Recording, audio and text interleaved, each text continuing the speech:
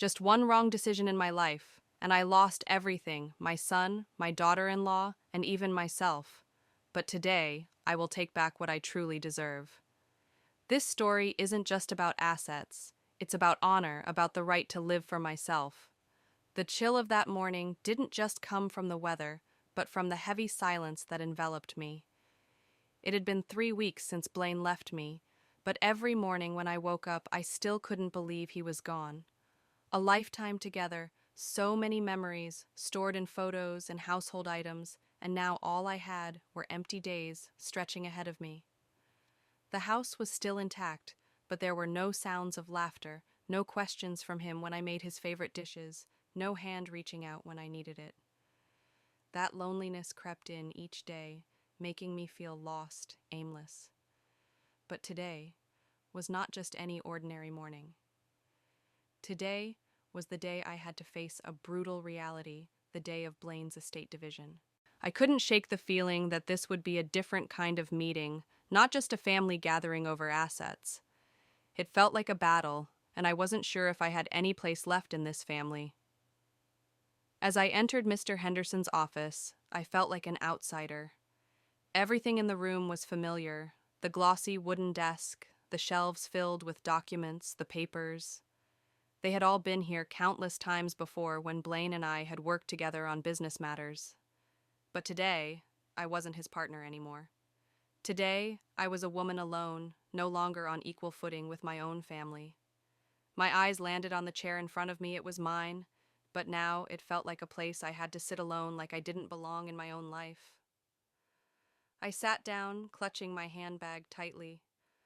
Though I tried to steady myself, my breath still felt heavy. I could feel my age, the weariness seeping into each step I took. I had lived 68 years giving my all to this family, to Blaine, to my son. But now I wasn't sure if I still had a place here. Byron, my only son, arrived first. I watched him walk into the room, his face betraying his unease. When he saw me, his gaze avoided mine, no longer filled with the warmth I had once seen when he was a child. He sat down across from me, not beside me, but at a distance. He gave me a weak smile, one that couldn't hide his discomfort. "Morning, Mom," he said, his voice deep, devoid of warmth. He didn't look me in the eye as if I were a stranger. I could feel the coldness in his words, and that feeling made me feel like I was being pushed out of my own life.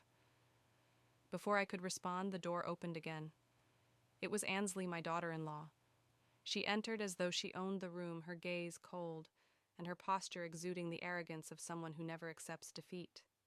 She always made me feel like an outsider in my own family, even though I had tried so hard to welcome her, to love her like a daughter-in-law. But no, nothing could change the truth about her. For a long time I had felt the calculation in every action, every word she spoke. She was wearing a black dress, elegant but cold, making me feel as though I meant nothing compared to the world she lived in. She walked over to Byron, placed a hand on his shoulder, and whispered something in his ear, but not before throwing a cold glance at me as if I didn't exist. "Byron, darling." She cooed, her voice sweet, but I could feel the disdain underneath. She didn't care about me, and she made me feel like nothing more than an invisible shadow, something not worth acknowledging. "Morin," she said my name like it was a disease no one wanted to touch. Those words pierced me like a knife, but I forced a weak smile, nodding in response. I couldn't help but think about the years gone by, about Blaine, about the love we shared, and the protection he always gave me. The last time he and I had encountered Ansley like this, he had always been the one to step in when misunderstandings arose between us. But now I was left alone, and I couldn't endure this indifference any longer. Mr. Henderson, Blaine's longtime confidant, walked in. He was the man who had helped Blaine build the solid foundation for our family. But today, I didn't feel the same familiarity I had felt in the past. I felt like an outsider in my own life. "Thank you all for coming," he said, his gaze passing over me, but I could see the worry in his aging eyes. "Today we will begin the division of Blaine's estate." The room fell into a suffocating silence. Those words felt like a knife to my heart. Blaine and I had built everything together, from the early days to the years that followed. I had given everything for this family, and now I was nothing but an outsider sitting here like a useless object with no say in my own assets. Ansley immediately spoke up, not allowing Mr. Henderson to continue. Sorry, I think there's been a misunderstanding. She stood up, her voice sharp. I looked at her confused, not understanding what she was talking about. She continued, This meeting is for the true heirs, for the family members who have the legal right to Blaine's estate. Her words hit me like a heavy blow. I couldn't speak. I froze, unable to believe what I had just heard. I was Blaine's wife, the woman who had been by his side all these years. Yet now I had no rights in my own home, my own family's estate. I felt dizzy, like the world was collapsing beneath my feet. But I'm his wife, I managed to say, my voice weak. Where Ansley interrupted, her eyes gleaming with what looked like victory. You were his wife, but now you're just someone who lives in that house. Her words felt like they were tearing my heart apart. But when I looked at Byron, I saw that he was no longer my son. He looked down, his face stiff, unwilling to meet my gaze, and I understood. I understood that I had lost him. Byron, I called, no longer expecting an answer from him. He didn't look at me. Maybe it would be better if you waited outside, Mom. Byron said, his voice cold. This is really about the assets and transfers. I stood up, feeling like everything was crumbling around me. A tear rolled down my cheek, but I didn't feel weak. I turned and walked out, ignoring Ansley's mocking laughter behind me. I closed the door, but I didn't look back. I felt the numbness inside me, but I also knew that this was the moment I had to stand up. After walking out of the lawyer's office, I felt like I had just emerged from a nightmare. But it wasn't the kind of nightmare I could wake up from. This was reality, a reality I could no longer escape. The truth that I had been excluded from my own family. My relationship with my son and daughter-in-law was now nothing but distance and coldness. I could never go back to how things were. The feeling of being abandoned, belittled, made to feel insignificant, it all came crashing down, forming a deep pain inside me. I didn't know what to do in the hours that followed. Run away. No, that would be too easy. I had once thought I could stay silent, wait for things to change, wait for an apology, for some sign of respect. But I was wrong. A life like that wasn't meant for me. I needed to stand up. I couldn't let them keep treating me like an outsider. That was when I realized I couldn't keep living in this pain. I couldn't endure the silence any longer. My decision began to form with every breath I took. I needed to clear everything up to reclaim what was rightfully mine.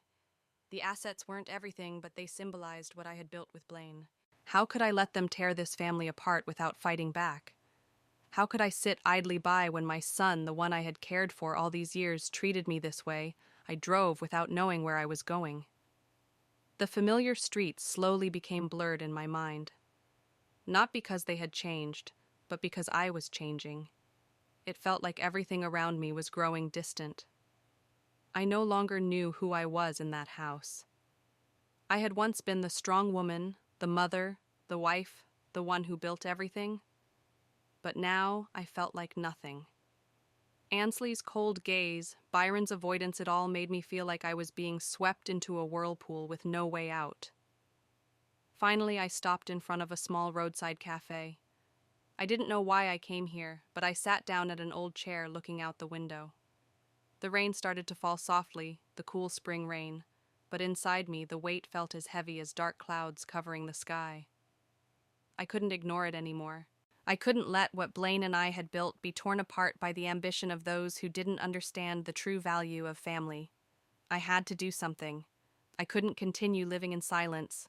I couldn't keep letting my son and daughter-in-law take advantage of my weakness. While sitting there, a strong decision formed in my mind. I needed to meet with Margaret Blaine's lawyer. I needed her help, not just with handling the assets, but with restoring the respect and rights that had been stolen from me. I called Margaret and asked her to meet me. She understood the urgency in my voice and agreed to meet me that afternoon. At that moment, it felt like a new surge of strength was rising within me. Everything would not continue as it had. I would not let myself be pushed out of this life anymore. When I met with Margaret, I didn't hide my emotions. She looked at me, listening in silence, but her eyes were full of sympathy. Morin, I understand that this isn't easy, but if you want change, you need to act, she said softly, but with firm determination. I can't let them do this to me, Margaret. I've endured for too long. I have nothing left to lose. Blaine did all of this for me, for our family, and now they're trying to erase everything. Margaret nodded, saying nothing more. She opened a box of documents and handed me some papers. I flipped through them, each page filled with important information, assets I had never known about. A house by the lake, rental properties generating steady income, bank accounts, and investments I had never been aware of. Everything Blaine had prepared for me, everything he had protected so carefully. Blaine prepared everything meticulously, Margaret said, her voice calm. These assets are all yours, Morin. Everything has been transferred into your accounts long ago. What you need to do now is ensure that your rights are protected. A sense of relief briefly washed over me, but immediately it was overshadowed by a wave of anger. How could they do this to me? How could Byron and Ansley stand before me without a shred of shame, without any compassion? I couldn't just sit back anymore. I needed to confront them. I needed to face this truth not only for myself, but for Blaine, for my family. We're going to take action right now, I said, my voice filled with determination. Of course, Margaret replied, her gaze unwavering. We'll take the right steps. The next day, when I woke up, my mind was no longer filled with meaningless questions like before. Everything in me had changed. I was no longer the weak woman, sitting waiting for an apology or comfort. I wasn't the helpless one, not the kind of person who would sit silently while my family was torn apart by the ambitions of those who didn't understand the true value of family. Everything was clearer in my mind now. I had had enough. Enough of the silence, enough of the abandonment. I had waited for so many years in a marriage where every decision, every asset belonged to Blaine, even though I had been the one beside him through it all. I had stood behind him in every major decision. I had sacrificed my own dreams to care for our family. But now everything I had given seemed to mean nothing. Blaine, the man I loved and trusted completely, had prepared everything for me. The assets he built, the investments carefully tended to, all protected under my name. But what struck me most was that he didn't want me to face this pain alone. That feeling filled me with deep emotion, but also lit a flame of resilience inside me. I looked into the mirror, my tear-filled eyes reflected back at me, but today they were different. They were no longer the eyes of a woman enduring suffering. They were the eyes of a fighter. I knew what I had to do next, and I wouldn't let anyone stop me. I called Margaret first thing that morning. She answered the phone immediately, no need for further questions. Morin, I know you've made up your mind, she said, her voice calm but full of understanding. I've prepared everything. We'll act as soon as you're ready. After that call, I felt like everything had been planned. My hands no longer trembled. I knew what I had to do, and I wouldn't let fear hold me back again. This wasn't just about the assets anymore. This was about respect, about what I deserved. In the afternoon, I went to Margaret's office. This time I wasn't coming with weakness or fear. My feeling now was decisiveness, no longer room for confusion. With each step down the hallway, I felt like I was moving closer to justice, closer to reclaiming what was rightfully mine. When I entered, Margaret was ready. She didn't need to ask what I wanted next. Everything that needed to be done had already been carefully prepared. The documents, the instructions from Blaine were all perfectly arranged, and I knew I had to do something bigger than just dividing the assets. I have everything necessary to protect your rights, Margaret said, as she opened the documents on the desk. These are the next steps. You need to sign these papers to start the process. I took the pen and signed each paper. Each signature of mine was a declaration that I wasn't weak. Each signature was a statement that I would never let anyone disrespect me again, that I would never let this family be torn apart by greed and selfishness. We'll notify Byron and Ansley tomorrow, Margaret said, her gaze steady. Do you want them to know this now? I took a deep breath. Everything was ready. This was the moment. I shook my head. No, I want them to understand that this is something that's been in preparation for a long time. This isn't something they can change with lies or pressure. Margaret nodded, her agreement clear in her eyes. Yes, this will be your final word. We began setting up the meeting with Byron and Ansley. Each step I took felt like I was preparing for a battle. And I knew this battle wasn't just about assets. It was about honor. It was about me not accepting to be abandoned, not accepting to be made insignificant in my own family. The next day we met with Byron and Ansley. This time I wasn't the one sitting in silence listening to them speak without resistance. This time I stood firm, and everything had changed. Byron didn't look at me. He remained silent as he always had. But I could see the difference in his eyes.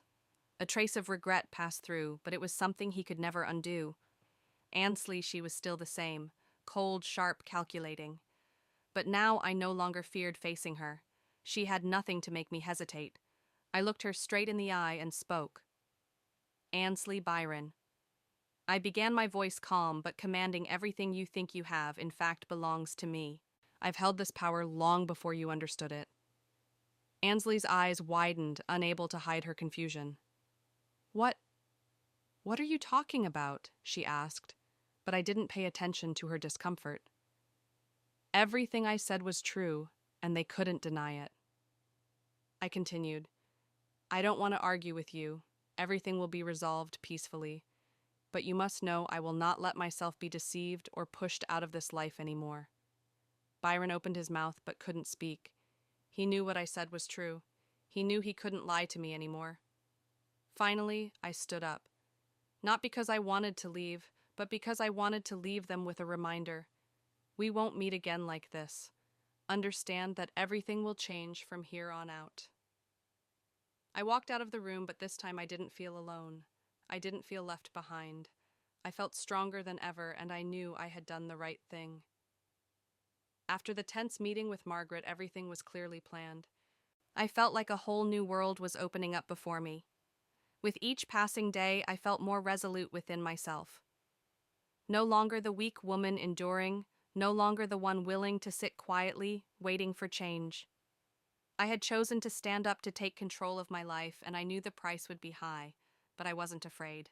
The truth would be revealed, and those who betrayed me would pay the price. That day, when I entered Mr. Henderson's conference room, I felt a heaviness in the air. Byron and Ansley were already there, sitting silently at the end of the table, their eyes no longer as confident as before. They knew I was prepared. They knew that this was no longer just a regular family meeting. Everything had changed. I sat down, not the slightest bit flustered, not a trace of hesitation. The calmness I felt was strangely powerful, as though I had been ready for this moment for a long time. Ansley glared at me with cold eyes, hiding no hostility. Byron sat still, clutching his coffee cup, his posture betraying no sign of comfort. He didn't look at me, but I knew, though he wouldn't admit it, that the words I was about to say would pierce his heart like a knife. Mr. Henderson, as serious as always, began the meeting. We are here today to finalize the division of Blaine's assets, he said, glancing over everyone in the room. Morin, I know you are prepared for the next step. This is the opportunity to clarify everything. I nodded. It wasn't just about the assets I wanted to clarify everything from feelings to trust. It was time for me to no longer live in the shadows of lies and schemes. I will not just be Blaine's heir, I began, my voice steady. I am the one who stood by him all his life. I cannot accept being excluded from this family. Byron looked up, his eyes blinking quickly, as if he couldn't fully comprehend what I had just said. Ansley, on the other hand, scoffed as if I were saying something meaningless. Morin, don't make a big deal out of this, she spoke, but her voice was no longer as sharp as before. What's coming will come. You can't hold on to everything forever. I could feel the frustration in her voice, but I wasn't afraid. No, Ansley. Not everything just comes that way. We won't let that so-called time decide everything. Mr. Henderson looked through the documents, his voice serious. According to the documents I have, everything has been clearly divided. However, there are some significant assets that were not listed in the original asset list. These assets, from what I have gathered, actually belong to Morin. His words were like a bomb exploding in front of Byron and Ansley. I saw a clear change in their demeanor. Byron startled, his face tensing. Ansley slightly leaned back, as if realizing that everything was not as she had thought. "What are these assets?" Byron asked, but his voice lacked the confidence it once had. "Did Mom try to hide something?" I smiled slightly. "No, Byron. These assets have belonged to me for a long time, since Blaine was alive. He had prepared everything for me, ensuring that I wouldn't have to worry about finances when he was no longer around." Ansley stood up, her eyes darkening. "This can't be," she said, her voice sharp. "Blaine never mentioned this. Everything he did was transparent. This is a conspiracy." The anger inside me rose, but I didn't let it take control. I stood up, my gaze resolute. "Yes, Ansley. This is not a conspiracy. This is the protection Blaine set up for me. Blaine didn't just look after my finances. He also thought about my future in this family." Byron lowered his head, not saying anything more. The guilt began to show in him. Even though he didn't want to admit it, I could feel the confusion in his eyes. "Mom, I don't know what to say," he said, his voice choking. "I don't know how to fix everything." I looked at Byron, and this time I didn't feel anger or pain. I felt exhaustion. All these years I had done everything for him. All these years I had sacrificed so much, just hoping he would realize what he had. But now I knew I couldn't live forever in that hope. I was no longer the woman of the past, the one who was always ready to forgive everything. "Byron," I said, my voice gentle but heavy with weight, "you've already chosen your path. And now you'll have to live with that decision." The room fell silent, and I knew this was the moment the truth had to be revealed. I wouldn't step back. I wouldn't let these liars win. Everything had been prepared, and nothing could change it. All the assets Blaine left for me would be protected. After a moment of silence, Mr. Henderson spoke. "We will continue the division of the assets. However, I want to make one important point clear. These assets cannot be altered, and the division will not proceed as originally planned. Moran will receive everything Blaine intended for her, and any objections will be disregarded." I looked at Byron and Ansley one more time. I didn't feel anger anymore. Everything was clear. "You can try to appeal, but that will only make things worse for you." This time they said nothing more. My words had struck them directly. They no longer had a place in this family, not because I wanted to push them out, but because they had pushed themselves out. When the meeting ended, I stood up, not looking back at them. I knew this was just the beginning. But I was no longer afraid. I had taken back control of my life. I had taken control of my future. After the meeting ended, the atmosphere in the room grew particularly silent. I stood up, feeling each step I took with confidence. Outside, the rain was light, as if everything around me wanted to quiet down, giving me a moment to breathe. But inside, I was far from calm. This was only the beginning.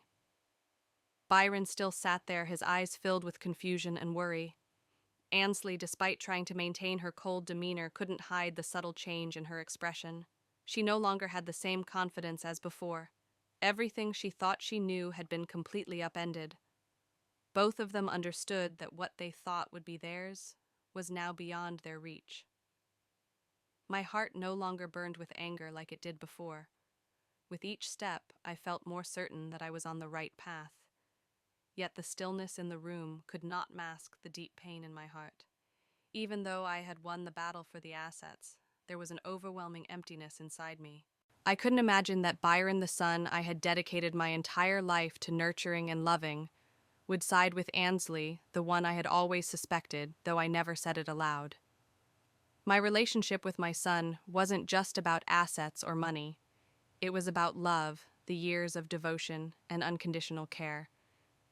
But now, seeing him sit there in silence with no words of defense, no apology, I felt like I was losing something I could never get back. After I left the meeting room, I paused for a moment, feeling my breath. The anger had subsided, but in its place was a deep sadness. I had grown used to fighting through life, but this time, I wasn't fighting for money or assets. I was fighting for myself, for my dignity, and for what I truly deserved. I got back in the car and drove home. The familiar road seemed strange today. The feeling of being lost clung to me, though deep inside, I knew I had done the right thing. But why did it feel like I was losing an important part of my life? That feeling of emptiness wasn't something I could easily shake off. My home was still there, but I wasn't sure if I would ever find warmth in it again. When I got home, I entered quietly and went into the kitchen. Everything was as it always had been, but it lacked the warmth Blaine used to bring. Looking at the dining table, I could almost see him sitting there smiling gently, asking me about my day. But now, all that remained were vast, empty spaces. I sat down in the familiar chair where we had shared so many evenings. Blaine's image seemed to linger in this house, as if he was still somewhere waiting for me. My eyes began to blur, but I was determined not to let the tears fall. I couldn't keep crying for a past that was gone. I had to live for the present and the future. The rain outside became heavier. I looked out the window, and a sense of stillness enveloped me. Everything outside kept moving, but inside I was in my own separate world, a world I had to build for myself, a world where I would find my own way out. The next day, I received a message from Byron. He wanted to meet. I wasn't sure how to feel. After everything that had happened, I no longer held the same warm feelings for him as I once did. I didn't know if this meeting could change anything, but I knew I had to face him at least to hear his explanation, if there was one. We met at a small cafe, a place I had once visited with Blaine a few times. The atmosphere around us was hazy, perhaps, because the rain still hadn't stopped. Byron sat across from me, his face tired, his eyes hollow. He didn't say anything for a while, just stared at me in silence. I looked at him, not feeling anger, just a deep sadness. We had once been so close, so full of love, but now he felt like a stranger to me. "I'm sorry, Mom," Byron said, his voice low, as if every word carried a pain he couldn't express. "I know you've sacrificed so much, and I know I've disappointed you." These words didn't make me feel lighter. I was used to hearing apologies but never seeing any change. "Byron, you didn't just disappoint me. You made me feel like I no longer mattered in this family. You chose to stand with Ansley. You turned your back on me without a second thought." Byron lowered his head, his eyes welling with tears. I looked at him not with hatred, but with exhaustion. He wasn't the child I had raised.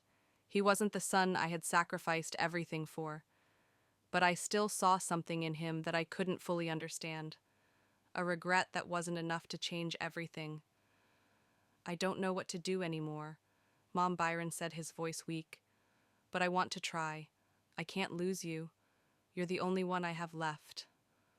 His words stirred a deep ache within me. I didn't want him to suffer, but I couldn't continue living in unconditional sacrifice. I had given him so much without receiving anything in return. "Byron," I said, my voice gentle but firm, "you've already chosen your path, and now you'll have to live with that decision." The silence fell between us, and I knew this was the moment when the truth had to come out. I wouldn't back down.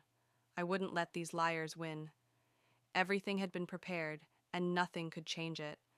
All the assets Blaine left for me would be protected. When we left the cafe, I felt a profound silence envelop me. My conversation with Byron hadn't yielded any results, but at least I had faced him, at least I had spoken my heart. But I knew that change couldn't happen overnight.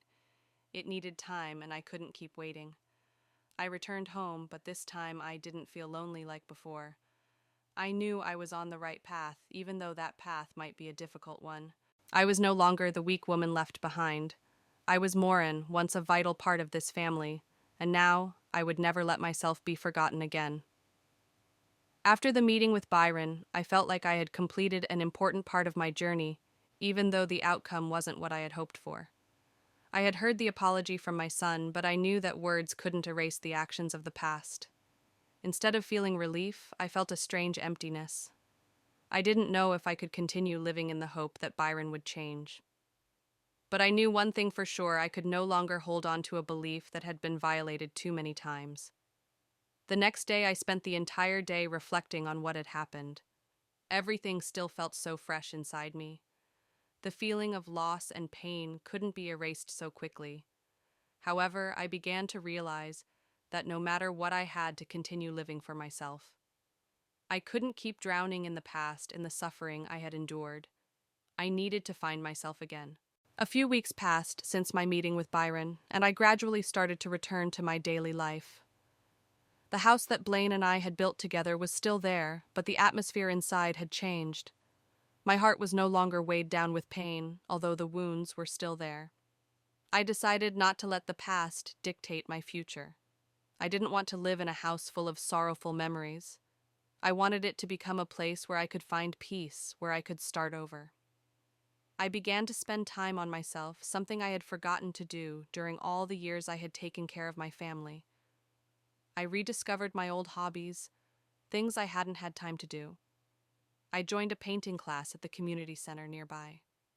At first, I thought I just needed something to fill the gaps in my free time, but gradually I realized that painting was a wonderful way to release my emotions and rediscover joy in life. Each stroke of the brush seemed to help me erase the unhappy memories and build a brighter future. In a short amount of time, I felt myself changing. I lightened the load in my heart, and everything around me seemed fresher. The old house that Blaine and I had built no longer felt like just a place I lived in. It had become a place where I could freely create and find myself. The paintings I created gradually filled the space, each painting telling a story, each one a small step in my healing journey. A month later, I received an unexpected call from Margaret.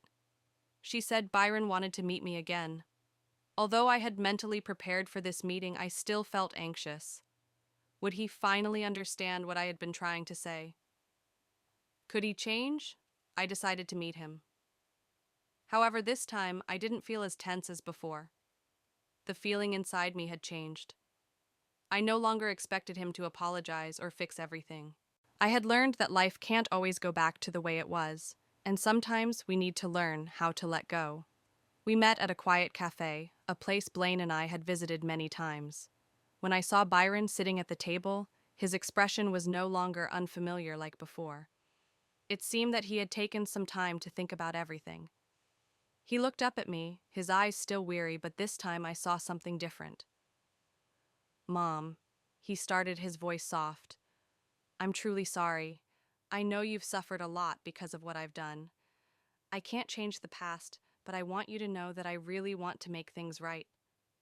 His words surprised me, but I didn't allow myself to sink into emotion. "Byron," I said, my voice calm, but full of emotion. "You can't change the past, but you can change the future. What matters is that you realize I don't need you to feel alive. I've lived long enough to understand that I have to stand strong on my own." Byron stayed silent for a moment, his eyes no longer avoiding mine. "I want to do something for you, for the family. I want to rebuild this relationship. But I don't know where to start." I looked at him, feeling the regret in his eyes. I understood that no matter what he did, things couldn't go back to the way they were. But I no longer expected empty promises. I wanted action. "You can start by rebuilding yourself. Don't let things get worse. Live a life you won't regret." Byron nodded his gaze, showing signs of change.